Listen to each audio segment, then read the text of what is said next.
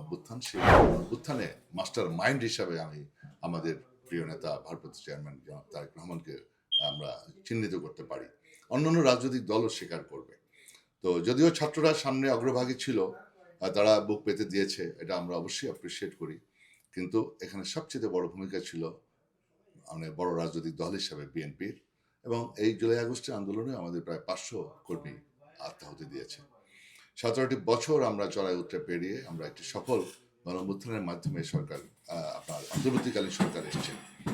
তো বিএনপি এদেশের মাটি ও মানুষের দল। আমরা নির্বাচনের জন্য সবসময় আমরা প্রস্তুত এবং আমাদের সমস্ত প্রস্তুতি রয়েছে, এবং আমাদের এ ব্যাপারে আমাদের কোনো রকম কোনো আমরা বিচলিত নই, এবং আমরা চাই একটি অবাধ সুষ্ঠু নির্বাচনের মধ্য দিয়ে খুব দ্রুত ন্যূনতম সংস্কার শেষ করে যত দ্রুত সম্ভব আমার মনে হয় নির্বাচনের দিকে যাওয়া উচিত।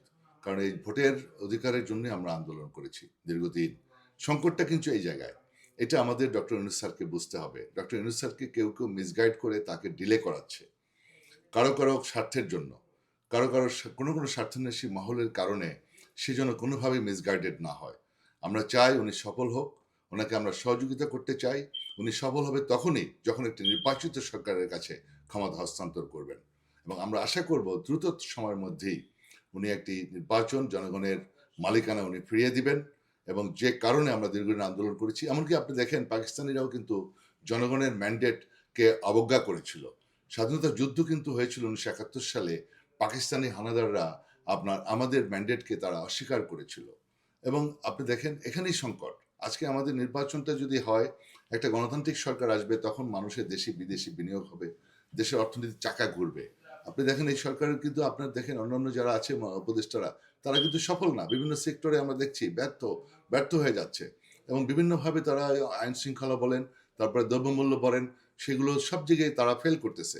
এই জন্য আমরা খুব শঙ্কিত, যাতে করে তারা ব্যর্থ না হয়, তারা যাতে সফল হয়, সেই জন্য আমরা যাতে দ্রুততমার ভিতরে আমরা নির্বাচনটা চাচ্ছি।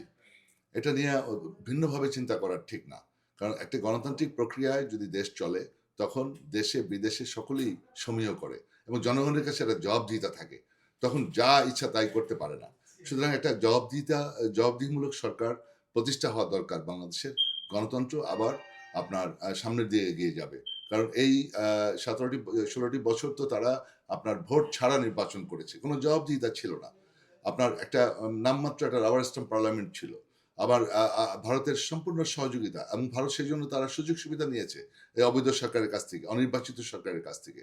একটা নির্বাচিত সরকারের কাছ থেকে, গণতান্ত্রিক সরকারের কাছ থেকে যা খুশি তাই আপনার আমাদের কাছ থেকে সেটা নিতে পারবে না, আমার বিশ্বাস। এবং